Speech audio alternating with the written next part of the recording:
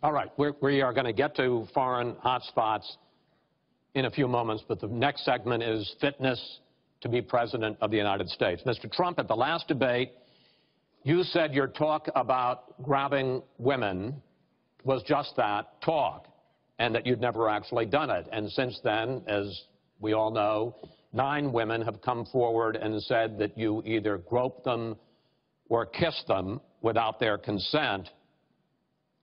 Why would so many different women from so many different circumstances over so many different years, why would they all in this last couple of weeks make up, you deny this, why would they all make up these stories? And since this is a question for both of you, Secretary Clinton, Mr. Trump says what your husband did and that you defended was even worse. Mr. Trump, you go first. Well, first of all, those stories have been largely debunked. Those people, I don't know those people. I have a feeling how they came. I believe it was her campaign that did it. Just like if you look at what came out today on the clips, where I was wondering what happened with my rally in Chicago and other rallies where we had such violence. She's the one in Obama that caused the violence. They hired people, they paid them $1,500, and they're on tape saying, be violent, cause fights, do bad things. I would say the only way, because those stories are all totally false, I have to say that. And I didn't even apologize to my wife, who's sitting right here, because I didn't do anything. I didn't know any of these women. I didn't see these women. These women, the woman on the plane, the woman, I think they want either fame or her campaign did it. And I think it's her campaign, because what I saw, what they did, which is a criminal act, by the way, where they're telling people to go out and start fistfights and start violence. And I'll tell you what, in particular in Chicago, people were hurt and people could have been killed in that riot. And that was now all on tape, started by her. I believe, Chris, that she got these people to step forward. If it wasn't, they get their 10 minutes of fame. But they were all totally, it was all fiction. It was lies and it was fiction. Well, Secretary Clinton. At the last debate, we heard Donald talking about what he did to women. And after that, a number of women have come forward saying that's exactly what he did to them. Now, what was his response? Well, he held a number of big rallies where he said that he could not possibly have done those things to those women because they were not attractive enough for them to be assaulted. I did not say that. In fact, he went on to say... Her 2 minutes, sir, her 2 minutes. But did not say that. It's her 2 minutes. He went on to say, look at her. I don't think so. About another woman, he said, that wouldn't be my first choice. He attacked the woman reporter writing the story, called her disgusting, as he has called a number of women during this campaign. You know, Donald thinks belittling women makes him bigger. He goes after their dignity, their self-worth, and I don't think there is a woman anywhere who doesn't know what that feels like. So we now know what Donald thinks and what he says and how he acts toward women. That's who Donald is. I think it's really up to all of us to demonstrate who we are and who our country is, and to stand up and be very clear about what we expect from our next president, how we want to bring our country together, where we don't want to have the kind of pitting of people one against the other, where instead we celebrate our diversity, we lift people up, and we make our country even greater. America is great because America is good. And it really is up to all of us to make that true now and in the future, and particularly for our children and our grandchildren. Mr. Trump. Nobody has more respect for women than I do. Nobody. Nobody has more respect. Please, everybody. And frankly, those stories have been largely debunked. And I really want to just talk about something slightly different. She mentions this, which is all fiction, all fictionalized, probably or possibly started by her and her very sleazy campaign. But I will tell you, what isn't fictionalized are her emails, where she destroyed 33,000 emails criminally, after getting a subpoena from the United States Congress. What happened to the FBI? I don't know. We have a great general, four-star general, today, you read it in all the papers, going to potentially serve 5 years in jail for lying to the FBI. One lie. She's lied hundreds of times to the people, to Congress, and to the FBI. He's going to probably go to jail. This is a four-star general. And she gets away with it, and she can run for the presidency of the United States. That's really what you should be talking about, not fiction where somebody wants fame or where they come out of her crooked campaign. Secretary Clinton. Well, every time Donald is pushed on something which is obviously uncomfortable, like what these women are saying, he immediately goes to denying responsibility. And it's not just about women. He never apologizes or says he's sorry for anything. So we know what he has said and what he's done to women. But he also went after a disabled reporter, mocked and mimicked him on national television. He went after Mr. and Mrs. Khan, the parents of a young man who died serving our country, a Gold Star family because of their religion. He went after John McCain, a prisoner of war, said he prefers people who aren't captured. He went after a federal judge, born in Indiana, but who Donald said couldn't be trusted to try the fraud and racketeering case against Trump University because his parents were Mexican. So it's not one thing. This is a pattern of divisiveness, of a very dark and in many ways dangerous vision of our country, where he incites violence, where he applauds people who are pushing and pulling and punching at his rallies. That is not who America is. And I hope that as we move in the last weeks of this campaign, more and more people will understand what's at stake in this election. It really does come down to what kind of country we are going to have. So sad when she talks about violence at my rallies, and she caused the violence. It's on tape. The other things are false, but honestly, I'd love to talk about getting rid of ISIS, and I'd love to talk about other things. Okay. But those other charges, as she knows, are false. In this bucket about fitness to be president, there's been a lot of developments over the last 10 days since the last debate. I'd like to ask you about them. These are questions that the American people have. Secretary Clinton, during your 2009 Senate confirmation hearing, you promised to avoid even the appearance of a conflict of interest with your dealing with the Clinton Foundation while you were Secretary of State. But emails show that donors got special access to you. Those seeking grants for Haiti relief were considered separately from non-donors, and some of those donors got government contracts, taxpayer money. Can you really say that you kept your pledge to that Senate committee, and why isn't what happened and what went on between you and the Clinton Foundation, why isn't it what Mr. Trump calls pay to play? Well, everything I did as Secretary of State was in furtherance of our country's interests and our values. The State Department has said that. I think that's been proven. But I am happy. In fact, I'm thrilled to talk about the Clinton Foundation because it is a world-renowned charity. And I am so proud of the work that it does. You know, I could talk for the rest of the debate. I know I don't have the time to do that.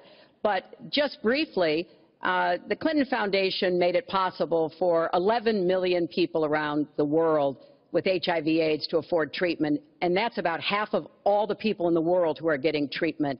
In partnership with the American Health Association, we have made environments in schools healthier for kids, including healthier lunches. Respectfully, this is an open discussion. Well, it is an open discussion. I understand, and the specific question went to pay for play. Do you want to talk about that? But there is no evidence, but there is a lot of evidence about the very good work and it's a criminal enterprise, and so many people know it. It's a criminal enterprise. Saudi Arabia giving $25 million, Qatar, all of these countries. You talk about women and women's rights. So these are people that push gays off buildings. These are people that kill women and treat women horribly, and yet you take their money. So I'd like to ask you right now, why don't you give back the money that you've taken from certain countries that treat certain groups of people so horribly? Why don't you give back the money? I think it would be a great gesture. Well, because she takes a tremendous amount of money, and you take a look at the people of Haiti. I was at a little Haiti the other day in Florida, and I want to tell you, they hate the Clintons, because what's happened in Haiti with the Clinton Foundation is a disgrace. And you know it, and they know it, and everybody knows it. Secretary well, Clinton. very quickly, we at the Clinton Foundation spend 90% of all the money that is donated on behalf of programs of people around the world and in our own country.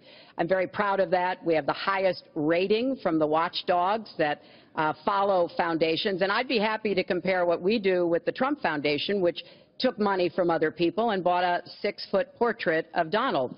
I mean, who does that? It just was astonishing.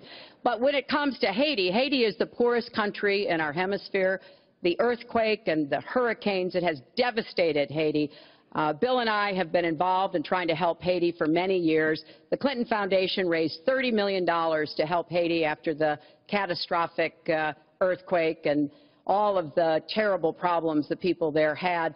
We've done things to help small businesses, agriculture, and so much else. And we're going to keep working to help Haiti because it's an important part of the American They don't want you to help them anymore. I'd like to mention one thing. Trump Foundation, small foundation. People contribute. I contribute. The money goes 100% goes to different charities, including a lot of military. I don't get anything. I don't buy boats. I don't buy planes. What happens is the money goes out. Wasn't some of the money used to settle your lawsuit, sir? No, it was. We put up the American flag, and that's it. They put up the American flag. We fought for the right in Palm Beach to put up the American flag. There was a penalty that was imposed by Palm Beach County, and the money came from your foundation. And by the way, the money went to Fisher House, where they build houses. The money that you're talking about went to Fisher House, where they build houses for veterans and disabled. I want to get into one last... But of course, there's no way we can know whether any of that is true because he hasn't released his tax returns. He is the first candidate ever to run for president in the last 40-plus years who has not released his tax returns. So everything he says about charity or anything else, we can't prove it. You can look at our tax returns. We've got them all out there. But what is really troubling is that we learned in the last debate he has not paid a penny in federal income tax. And we were talking about immigrants a few minutes ago, Chris. You know, half of all immigrants, undocumented immigrants in our country, actually pay federal income tax. So we have undocumented immigrants in America who are paying more federal income tax than a billionaire. I find that so let me just tell you very astonishing. Simply, we're entitled, because of the laws that people like her pass, to take massive amounts of depreciation and other charges, and we do it. And all of her donors, just about all of them, I know Buffett took hundreds of millions of dollars, George Soros, took hundreds of millions of dollars. Let me just explain. All of her donors, most of her donors have done the same thing as I did. Okay. And you know what she should have done? Folks, we heard and you know, Hillary, what you should have done? You should have changed the law when you were a United States Senator. If you don't like it. Because your donors and your special interests are doing the same thing as I do, except even more so. Well, you should have changed the law, but you won't change the law because you take in so much money. I mean, I sat in my apartment today on a very beautiful hotel down the street, known as made with Chinese steel. But I will tell you, I sat there watching ad after ad after ad, false ad, all paid for by your friends on Wall Street that gave so much money because they know you're going to protect them. And frankly, you should have changed the laws. If you don't like what I did, you should have changed the laws. Mr. Trump, I want to ask you about one last question in this topic. You have been warning at rallies recently that this election is rigged and that Hillary Clinton is in the process of trying to steal it from you. Your running mate, Governor Pence, pledged on Sunday that he and you, his words, will absolutely accept the result of this election. Today, your daughter Ivanka said the same thing. I want to ask you here on the stage tonight, do you make the same commitment that you will absolutely, sir, that you will absolutely accept the result of this election? I will look at it at the time. I'm not looking at anything now. I'll look at it at the time. What I've seen what I've seen is so bad. First of all, the media is so dishonest and so corrupt, and the pile-on is so amazing. The New York Times actually wrote an article about it that they don't even care. It's so dishonest, and they poison the minds of the voters. But unfortunately for them, I think the voters are seeing through it. I think they're going to see through it. We'll find out on November 8th, but I think they're going to see through it. But, sir, there's if you look, excuse me, Chris, if you look at your voter rolls, you will see millions of people that are registered to vote. Millions. This isn't coming from me. This is coming from Pew Report and other places. Millions of people that are registered to vote that shouldn't be registered to vote. So let me just give you one other thing. So I talk about the corrupt media. I talk about the millions of people. Tell you one other thing. She shouldn't be allowed to run. She's guilty of a very, very serious crime. She should not be allowed to run.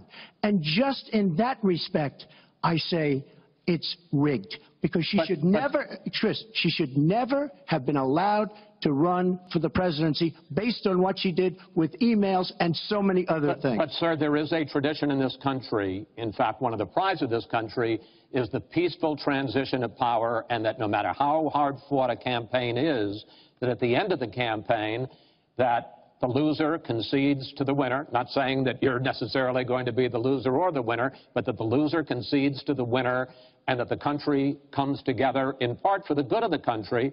Are you saying you're not prepared now to commit to that principle? What I'm saying is that I will tell you at the time. I'll keep you in suspense. Well, okay? Chris, let me respond to that because that's horrifying. You know, every time Donald thinks things are not going in his direction, he claims whatever it is rigged against him. The FBI conducted a year-long investigation into my emails. They concluded there was no case. He said the FBI was rigged. He lost the Iowa caucus. He lost the Wisconsin primary. He said the Republican primary was rigged against him. Then Trump University gets sued for fraud and racketeering. He claims the court system and the federal judge is rigged against him. There was even a time when he didn't get an Emmy for his TV program 3 years in a row, and he started tweeting that the Emmys were rigged against him. Should have gotten it. This is a mindset. This is how Donald thinks. And it's funny, but it's also really troubling. Okay. Now, that is not the way our democracy works. We've been around for 240 years. We've had free and fair elections. We've accepted the outcomes when we may not have liked them. And that is what must be expected of anyone standing on a debate stage during a general election. You know, President Obama said the other day, when you're whining before the game is even finished, it just shows you're not up to doing the job. And let's be clear about what he is saying and what that means. He is denigrating, he's talking down our democracy. And I, for one, am appalled that somebody who is the nominee of one of our two major parties would take that kind of position. I think what the FBI did and what the Department of Justice did, including meeting with her husband, the Attorney General, in the back of an airplane on the tarmac in Arizona, I think it's disgraceful. I think it's a disgrace. All right. I think we've never had a situation so bad in this country. Hold on, folks.